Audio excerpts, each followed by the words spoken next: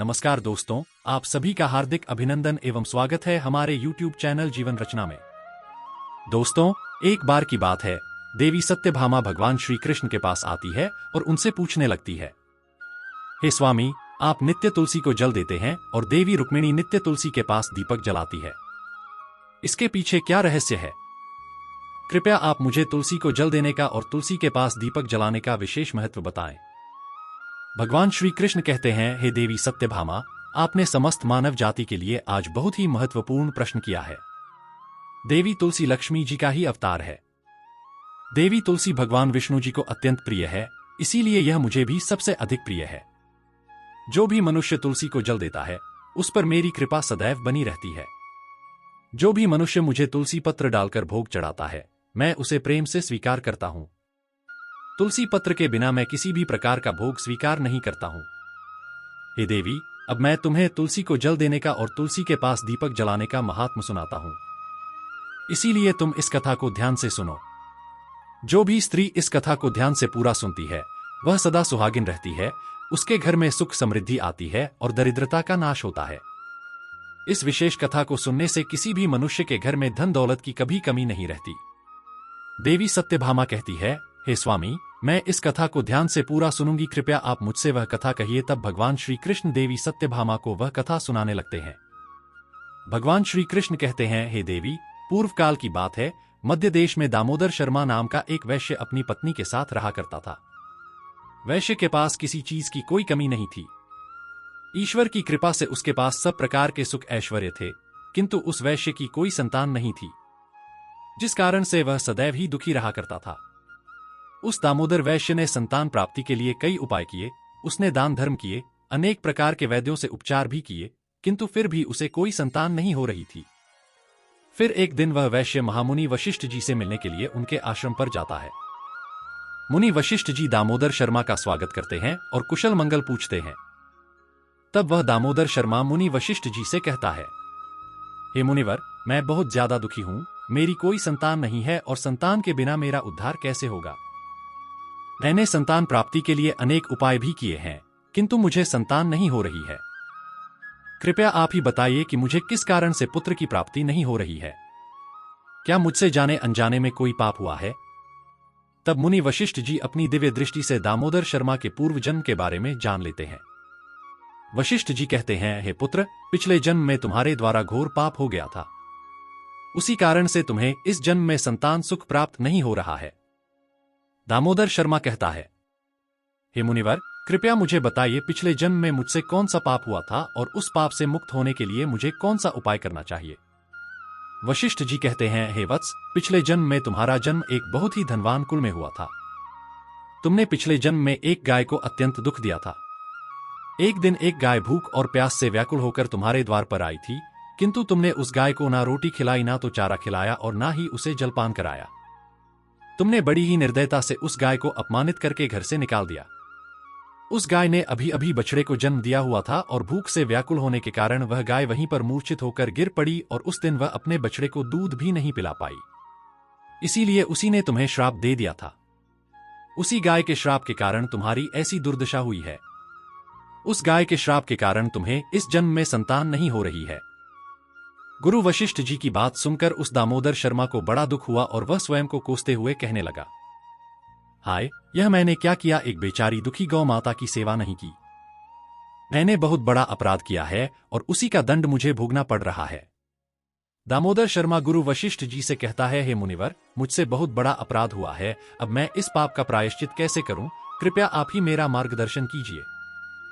मैंने जो पाप किया है उससे मुक्ति का कोई तो उपाय अवश्य होगा। मैं अपना सब कुछ देकर उस पाप का प्रायश्चित करूंगा। कृपया आप ही कोई उपाय बताइए, मुझे संतान प्राप्ति कैसे हो सकती है। शास्त्र भी कहते हैं, पुत्र के बिना मनुष्य का उद्धार नहीं हो सकता। तब मुनि वशिष्ठ कहते हैं, हे वत्स, इस पाप का एक ही उपाय है, तुम पुत्र प्राप्ति के लिए पुत्र यज्ञ करो। इसी यज्ञ के फल स्वरूप तुम्हें संतान की प्राप्ति होगी। इस यज्ञ को संपन्न करके तुम ब्राह्मणों को भोजन कराओ, वस्त्र और गाय का दान करो, तभी तुम्हें इस पाप से मुक्ति मिलेगी। तब दामोदर शर्मा वशिष्ठ जी को धन्यवाद देते हुए कहता है, हे मुनिवर, आपका कोटि कोटि धन्यवाद। मैं आपके कहे अनुसार अवश्य ही पुत्र यज्ञ करूंगा और ब्राह्मणों को गायों का दान करूंगा। इतना कहकर वह दामोदर शर्मा शीघ्रता से अपने घर पर लौट आता है और अपनी पत्नी को सारी हकीकत सुनाता है। फिर वे दोनों ही पुत्र यज्ञ की तैयारी करते हैं।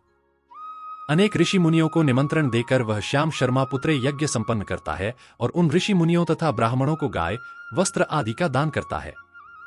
यज्ञ के संपन्न होने के पश्चात यज्ञ की अग्नि से अग्निदेव प्रकट होते हैं और दामोदर शर्मा से कहते हैं, हे दामोदर, आज तुम्हारा यज्ञ सफल हुआ है।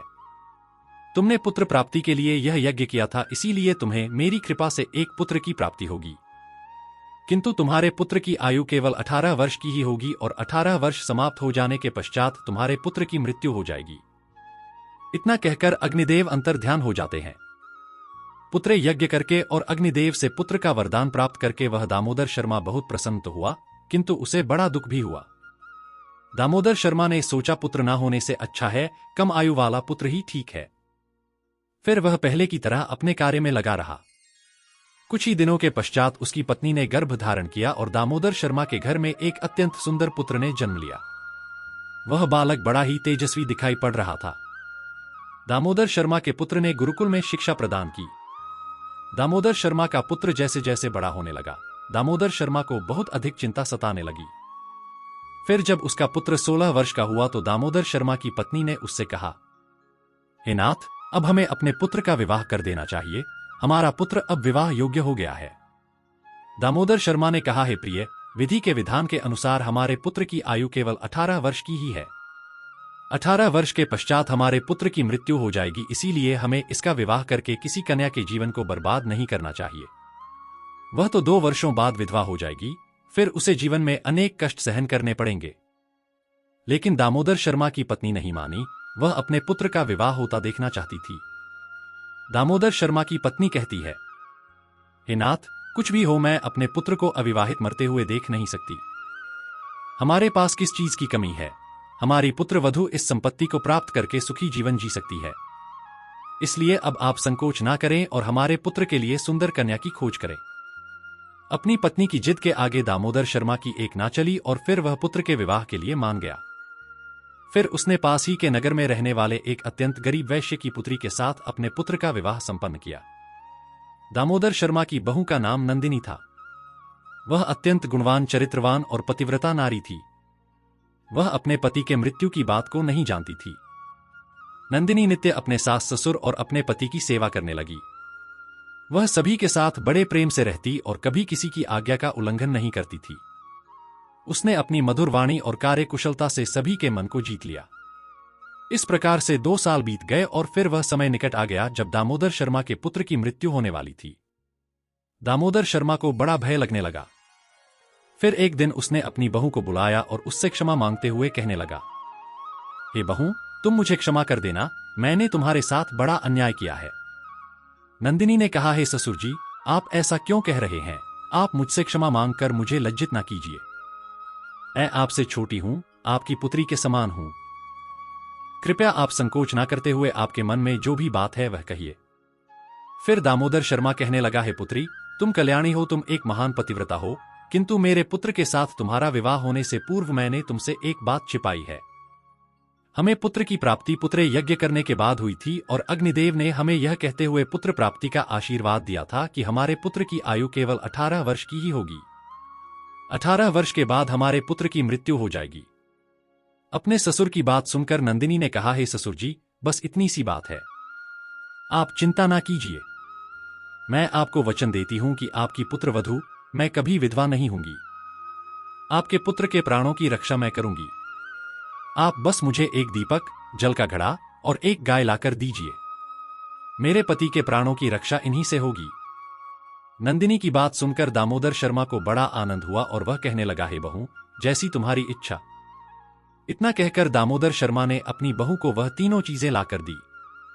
फिर जब वह दिन निकट आ गया जिस दिन नंदिनी के पति की मृत्यु होने वाली थी, उस दिन नंदिनी ने सुबह उठते ही तुलसी को जल चढ़ाया और उसे प्रणाम करते हुए तुलसी के पौधे पर एक चुनरी बांध दी और तुलसी माता से प्रार्थना की, हे तुलसी माँ, मैं आपको चुनरी चढ़ा रही हूं, कृपया अब तुम ही मेरे सुहाग की रक्षा करना। फिर सुबह के समय यमराज का एक दूत दामोदर शर्मा के पुत्र के प्राण लेने के लिए उसके घर पर आ गया।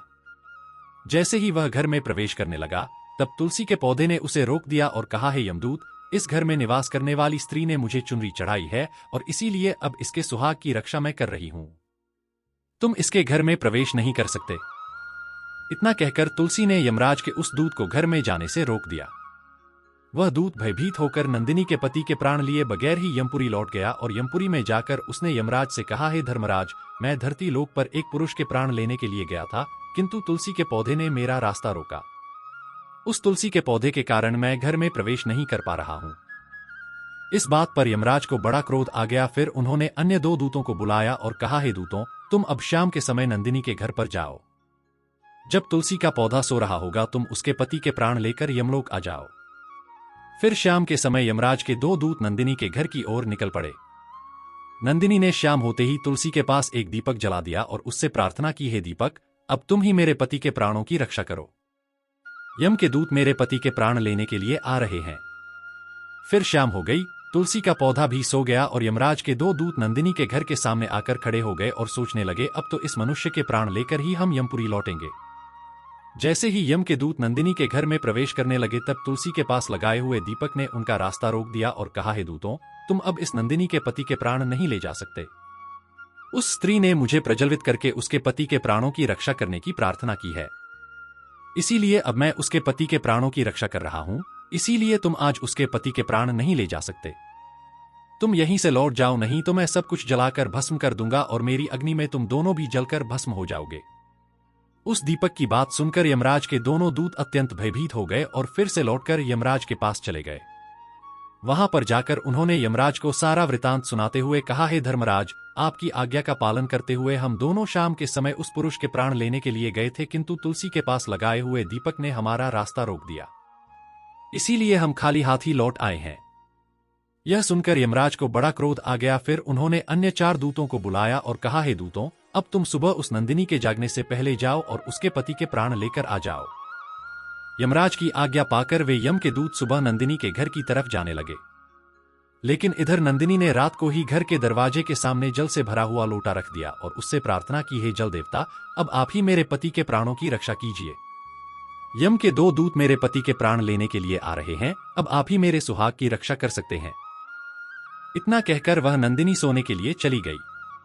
इधर यम के दूत सुबह नंदिनी के जागने से पहले ही उसके घर पर पहुंच गए। जैसे ही वे घर के अंदर प्रवेश करने लगे, तब उस लोटे के अंदर भरे हुए जल ने कहा, हे दूतों, रुक जाओ, अब तुम इस घर में प्रवेश नहीं कर सकते। यह घर अब मेरी सुरक्षा में है। ऐ नंदिनी के पति के प्राण तुम्हें लेकर जाने नहीं दूंगा। अगर तुमने इस घर में प्रवेश किया तो मैं नरक की अग्नि को बुझा दूंगा, जिसमें सारा नरक लोक डूब जाएगा। यह सुनकर यमराज के वे 4 दूत बहुत घबरा गए और एक दूसरे की तरफ देखकर उस स्थान से भाग गए। वे सभी यम के दूत यमराज के पास लौट गए और उनसे कहने लगे, हे धर्मराज, आपकी आज्ञा का पालन करने के लिए हम चारों सुबह नंदिनी के जागने से पहले ही उसके पति के प्राण लेने के लिए पहुंच गए थे, किंतु नंदिनी के घर के बाहर रखे हुए जल के लोटे ने हमारा मार्ग रोक लिया और इसी कारण से हम उसके घर में प्रवेश नहीं कर सके। अब यमराज को बहुत ही अधिक क्रोध आ गया। इस बार उन्होंने 8 यमदूतों को बुलाया और कहा, हे यमदूतों, अब शीघ्रता से जाओ और बलपूर्वक उस मनुष्य के प्राण खींचकर यमलोक लेकर आओ। फिर वे 8 यमदूत यमराज की आज्ञा का पालन करते हुए पृथ्वी लोक पर उस नंदिनी के घर के पास आते हैं तो देखते हैं उस नंदिनी के घर के सामने एक गाय खड़ी है। नंदिनी ने यमदूतों के आने से पहले ही अपने घर के सामने गाय को बांध दिया था और गौ माता से विनती की थी, हे गाय माता, आज यमदूत मेरे पति के प्राण लेने के लिए आ रहे हैं। अब आप ही मेरे सुहाग की रक्षा कर सकती हो।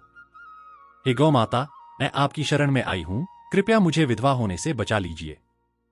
उस गाय ने कहा, हे पुत्री, तुम चिंता मत करो, तुम्हारे पति के प्राणों की रक्षा मैं स्वयं करूंगी।